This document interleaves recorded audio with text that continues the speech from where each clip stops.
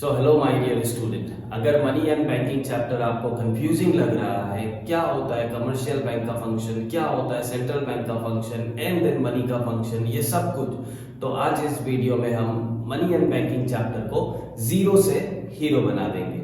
I will try to finish this chapter as soon as possible. So let's start. So हमारा जो पहला topic है वो है बार्टर सिस्टम। बार्टर सिस्टम क्या होता है? The system at which goods are exchange for goods. जिस सिस्टम से हम गुड्स के बदले में गुड्स को एक्सचेंज करते हैं to complete our needs and desire, that is called barter system. There are certain drawbacks because of which barter system has been changed into monetary system. तो ड्रॉबैक्स क्या क्या है? The first drawback is lack of double coincidence of wants. Double coincidence of wants क्या होता है? When two person needs is being mutually fulfilled for their exchange. मतलब हमको जो सामान चाहिए वो आपके पास है और आपको जो सामान चाहिए वो मेरे पास है, which is actually quite impossible to find such kind of person in the market regularly. ठीक है, जिसके वजह से बार्टर सिस्टम को चेंज करके मॉनेटरी सिस्टम को लाया गया। Second drawback is lack of store of value. It means that for how long you can be able to store your asset. जैसे कि पता है हम लोगों की बार्टर सिस्टम के टाइम पे हमारा एसेट क्या होता है? Goods, and each and every goods are perishable in their nature, so it won't be possible to store our goods for a longer period of time. Third drawback is lack of common measure of value. During the barter system, there is no common measure to exchange the goods. ठीक है, वहां ना आज के time पे जैसे कि मान लो कि आप मार्केट से कुछ भी खरीदने के लिए जा रहे हो, whether it is pen, pencil and whatever it is, हर एक चीज का एक फिक्स एमआरपी है। तो जिस बेसिस में इफ यू आर नीडी और नॉट, दैट डजंट मैटर, आपसे उतना ही प्राइस लिया जाएगा जितना उसका फिक्स कराया जाता है। बट बार्टर सिस्टम के टाइम में ऐसा नहीं था। There is no common measure of value. ऐसा कहीं नहीं लिखा है कि 10 किलो राइस के अगेंस्ट में आपको एक चिकन मिलेगा, ऐसा कहीं नहीं लिखा जाता है। So that under the barter system, if a person is needy, then he or she has to suffer. Then last is lack of divisibility. Under the barter system, in every transaction, it is not possible to divide the product for sale and purchase. अगर आपका product भरा है तो उस cases में it is not possible to divide the product for sale and purchase. आप हर एक सामान को डिवाइड करके सेल करना या फिर परचेज करना पॉसिबल नहीं होता है। So because of this drawbacks, the barter system has been changed into monetary system. Now next is money. Money क्या होता है? It is a thing which is generally accepted by each and every people of our economy as a medium of exchange, as a store of value, common measure of value, and standard deferred payment. ठीक है, so this are actually the function of money. ये जो 4 point हमने पढ़ा, medium of exchange, store of value, common measure of value and standard deferred payment, यही 4 क्या है? Money का फंक्शन। ठीक है, तो medium of exchange, money is a thing which is used as a medium of exchange. अगर आपको market में कुछ परचेज करना है तो उसका अगेंस्ट में आपको क्या देना होगा? मनी। जो बार्टर सिस्टम में जो ड्रॉबैक्स था, it means that two person needs has to be fulfilled in their exchange. मेरे पास जो सामान होगा वो आपको चाहिए होगा, आपके पास जो सामान होगा वो मुझे चाहिए होगा। तो ये जो प्रॉब्लम था इसको सॉल्व कर दिया मनी। आज के टाइम पे आप कोई भी सामान परचेज करने के लिए जाओ, you need only one thing, that is called money. तो वो जो प्रॉब्लम था डबल कोइंसिडेंस ऑफ वांट्स का, उस प्रॉब्लम को सॉल्व कर दिया as a medium of exchange. Second is store of value.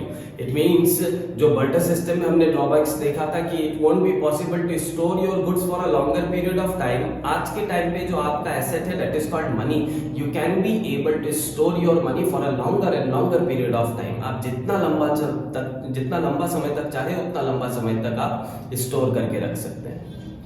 Third is common measure of value. After the money has been evaluated in our economy, each and every goods that are existed, हर एक product में क्या हो गया? There is an MRP. हर एक product का एक फिक्स प्राइस रख दिया गया है, so that no individual has to get suffer during their transaction. The last point is standard deferred payment. Deferred means future. ठीक है, so future payment. So after the money has been evaluated in our economy, it become a possible for an individual to do a transaction on a future basis. ठीक है, मतलब आज आप किसी से सामान लेके चला गया, आप उसको कल पैसा दे रहे हैं। ठीक है। देन किसी से आप लोन में पैसा ले लिया, जिसको आप 1 महीने बाद में, 2 महीने बाद में आप उसको पैसा को रीपेमेंट करेंगे। तो ये जो फ्यूचर पेमेंट का जो कंसेप्ट है, that only possible because of the evaluation of money. Okay, now next is type of money, fiat money and fiduciary money.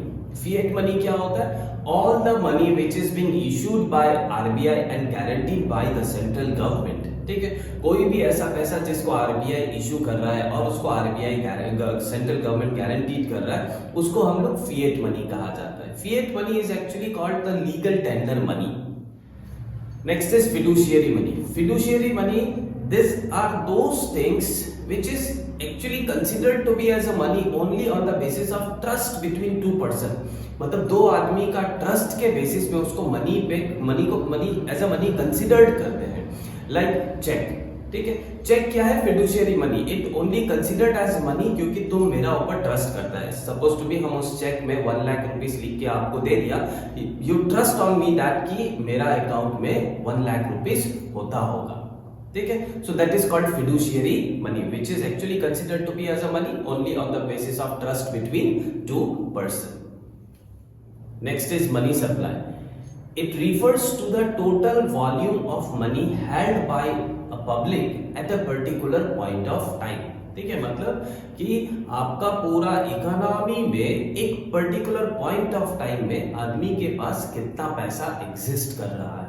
ठीक है, that is called money supply, the existence of money at a particular point of time. Exam में कभी कभी पूछता है कि money is an stock concept और flow concept. ठीक है, क्योंकि यहां लिखा गया है कि existence of money at a particular point of time, सिर्फ ये एक पॉइंट ऑफ टाइम के बारे में बताता है। So money supply is an stock concept. Money supply has 4 components: M1, M2, M3 and M4. These are the 4 components of money supply. M1 क्या होता है? M1 are being broadly classified into 3.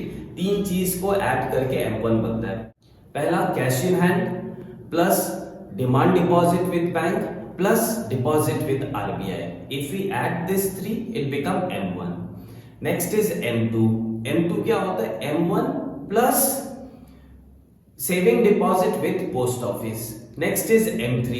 M3 means M1 plus time deposit with the bank. Last is M4. M3 plus total deposit with the post office. So these are the 4 components of money supply: M1, M2, M3 and M4. Now money का part हो गया. Now we will start banking. Banking has been broadly classified into 2 category: commercial bank and central bank। ठीक है, commercial bank क्या होता है? It is a financial institution which primarily perform the function of advancing loan and accepting deposit। ठीक है, they performs the function of mediator between the person who have surplus money and the person who needs money। ठीक है, तो commercial bank का basically अगर primarily देखने जाने से 2 ही काम होता है: accepting deposit and advancing loan. तो एक्सेप्टिंग डिपॉजिट क्या होता है कि it is being broadly classified into 3 types of deposit are there in a commercial bank: saving deposit, time deposit and then current deposit. These are the 3 types of deposit which is being accepted by the commercial bank. Second is advancing loan।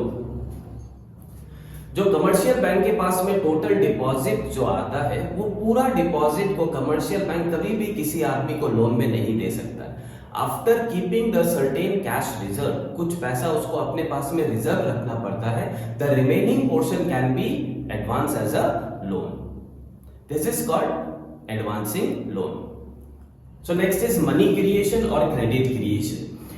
Money creation और credit creation क्या होता है कि through the process of money creation the commercial bank can be able to create credit which is far excess of their initial deposit। ठीक है, मतलब अपना initial deposit से कमर्शियल बैंक बहुत गुना ज्यादा पैसा कमा सकता है। ठीक है, that process is known as money creation. तो इसको अगर सिंपल से देखने जाने से with the help of this table I try to explain कि कैसे होता है मनी क्रिएशन का काम। Suppose to be initial deposit हमारे बैंक में आया है, लेट्स अज्यूमिंग 1000 रुपीज। ठीक है, और जो हम लोग पहले पढ़ के आया था कि commercial bank has to keep certain cash reserve, कुछ पैसा उसको अपना पास में रिजर्व रखना पड़ता है, बाकी वो लोन में दे सकता है। तो जो रिजर्व हम रखते हैं उसी रिजर्व को कहा जाता है लिक्विडिटी रिजर्व रेशियो, LRR और कैश रिजर्व रेशियो। ठीक है, LRR या फिर CRR, कहीं पे आपको LRR मिलेगा, कहीं पे आपको CRR मिलेगा। तो द थिंग इज सेम। ठीक है कि कुछ पैसा उसको अपने पास में रिजर्व रखना है, बाकी जो रिमेनिंग पोर्शन है वो क्या कर सकता है, लोन में दे सकता है। तो मान के चलता है अभी RBI का नॉर्म्स के हिसाब से 20% रिजर्व रखना होगा। ठीक है, 1000 उसका डिपॉजिट आया, 20% वो रिजर्व रखा, रिमेनिंग 800 क्या हो गया, वो लोन में दे दिया। ठीक है, सो फिर क्या हुआ, वो जिस भी आदमी को लोन में दिया वापस वो बैंक में घूम के रिटर्न आ गया पैसा, रिटर्न आने के बाद 800 हो गया।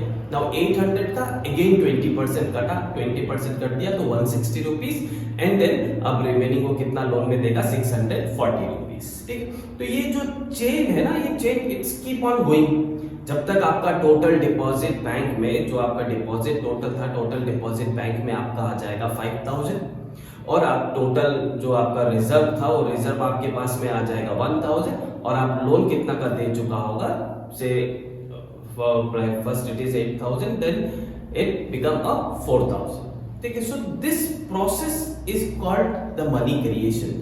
1000 रुपया का सिर्फ बैंक में डिपॉजिट आया, लेकिन बाद में जाके अकाउंट्स में जब मिला तो टोटल इट बिकम 5000। ठीक है, ये जो चेन है वो कीप ऑन कंटिन्यू। किसी एक को लोन में दिया, जिस भी आदमी को लोन में देगा वो पैसा तो घूम के वापस बैंक में आना है, फिर बैंक उसका रखेगा 20%, फिर किसी आदमी को लोन में देगा, तो 1000 से ही वो रिपीटेडली आदमी को लोन में पैसा देते जा रहे हैं। This is called the credit creation. और ये कैसे पता चला कि आखिर में जाके 5000 देन उसके बाद आ गया 1000 देन उसके बाद 4000 लोन में देगा, ये कैसे पता चला? दिस प्रोसेस और this mean is what, money creation. कैसे फाइंड आउट करेंगे? मनी क्रिएशन का formula, money creation means 1/LRR। LRR और CRR जो आपका 20% था, तो 1/20% जब हम लोग इसको करेंगे तो then it become a 5। It means that the commercial bank can be able to multiply 5 times of their initial deposit. अपना इनिशियल डिपॉजिट का 5 टाइम्स, 1000 का 5 टाइम्स बिकम 5000। देन LRR पहला आपका LRR कितना था, 200 का 5 टाइम्स बिकम 1000 एंड आपका जो लोन इनिशियली वो दिया था 800 का 5 times become 4000। So this is called money creation. So now next is central bank. India का सेंट्रल बैंक कौन है? RBI। RBI established in the year 1st April 1935। 1st April 1935 को RBI established हुआ। RBI का काम क्या होता है? RBI एक जो apex institution है, it is an apex institution which control, direct and regulate the entire monetary system in our economy। Central bank और RBI का there are certain function which is very important। देखिए कुछ functions है, जैसा the first function is issue of paper currency. RBI is the sole authority to issue paper currency in India, but it has to be backed by gold. Second होता है bankers to the government. Second is bankers to the government. RBI perform as a banker, as an agent, as an adviser for the government. ठीक है, as a banker RBI accept deposit and advance loan to the government। secondly, as an advisor the RBI give advice to the government in the time, during the time of financial crisis and all। ठीक है, कुछ भी financial related problem आता है तो उस cases में RBI उनको एडवाइस प्रोवाइड करता है। थर्ड होता है agent. As an agent RBI manage the financial debt of the government. ठीक है, जो फाइनेंशियल डेथ होता है गवर्नमेंट का उसको मैनेज करने का काम RBI का है। Third function is bankers to the bank. ठीक है, तो जैसे कि हम बताया था कि the commercial bank has to keep certain cash reserve. ठीक है, कुछ उसको रिजर्व रखना पड़ता है, तो जो रिजर्व रखता है ना, certain portion of that reserve has to be kept with RBI। ठीक है, रेगुलरली जो जितना भी पैसा कमर्शियल बैंक के पास में डिपॉजिट आया उसमें से कुछ पैसा उसको RBI के पास में रेगुलरली डिपॉजिट करना पड़ता है, जिसको कहा जाता है CRR। तो इस बेसिस में ही RBI considered to be as a bankers to the bank. और जब कभी कमर्शियल बैंक को अगर लोन का जरूरत पड़े तो इन दैट केस RBI जो commercial bank can be able to take a loan from the central bank और the RBI। Now next is measures to control money supply. Money supply को लेके इकोनॉमी में दो ही प्रॉब्लम आता है, either inflation और deflation. तो ये इन्फ्लेशन और डिफ्लेशन को किस तरह से कंट्रोल किया जाता है? There are two measures, quantitative instrument and qualitative instrument which is being used by RBI। और सेंट्रल बैंक। तो पहले हम लोग क्वांटिटेटिव इंस्ट्रूमेंट के बारे में देखते हैं। क्वांटिटेटिव इंस्ट्रूमेंट में क्या क्या होता है? Bank rate, repo rate, CRR, SLR, open market operation. तो bank rate and repo rate क्या होता है? This are those rate at which the central bank lends money to the commercial bank. ठीक है, जैसे कि हम बताया था कि जब कभी कमर्शियल बैंक को लोन में पैसा का जरूरत पड़े तो वो आरबीआई से लोन में पैसा ले सकते हैं। तो उस टाइम पे जो कमर्शियल बैंक को इंटरेस्ट देना होगा आरबीआई को, उसी इंटरेस्ट को बैंक रेट और रेपो रेट कहा जाता है। रेपो रेट होता है short term credit, bank rate होता है लॉन्ग टर्म क्रेडिट। जब कभी इकोनॉमी में इन्फ्लेशन होगा तो बैंक रेट और रेपो रेट दोनों को इंक्रीज करा दिया जाता है, और जब कभी इकोनॉमी में डिफ्लेशन होगा तो उन दोनों को डिक्रीज करा दिया जाता है। इसके बाद आता है CRR and SLR, cash reserve ratio and statutory liquidity ratio. Cash reserve ratio क्या होता है? कमर्शियल बैंक का टोटल डिपॉजिट में से कुछ परसेंटेज ऑफ पैसा उसको आरबीआई को देना होता है, दैट इज कॉल्ड सीआरआर, और कुछ परसेंटेज ऑफ पैसा कमर्शियल बैंक को अपने पास में भी रखना होता है, दैट इज कॉल्ड एसएलआर। ठीक है, जो अपने पास रखा वो एसएलआर, जो आरबीआई के हाथ में रखा वो सीआरआर।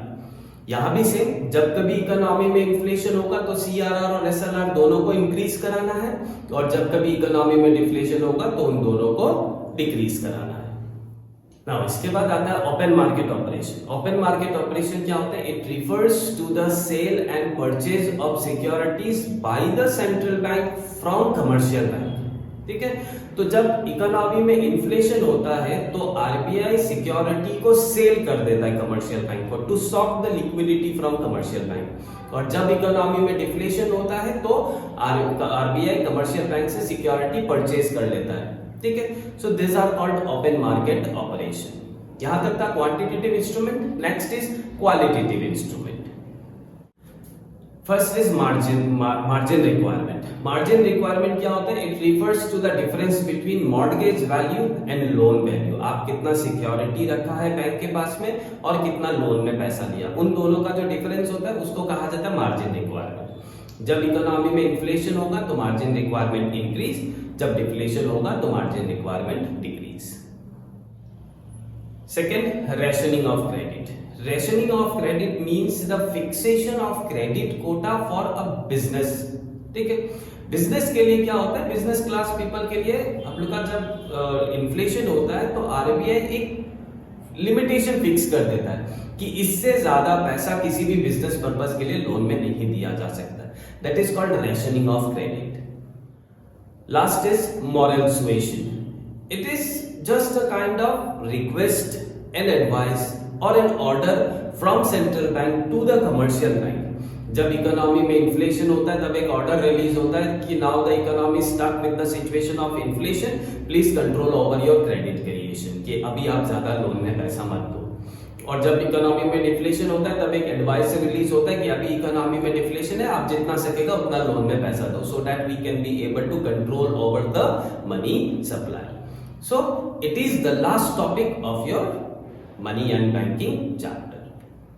सो फ्रेंड, ये था मनी एंड बैंकिंग का revision. Now you get ready for your exam. अगर वीडियो पसंद आया तो लाइक करो, शेयर करो अपने फ्रेंड्स के साथ में, और सब्सक्राइब करना मत भूलना। Thank you.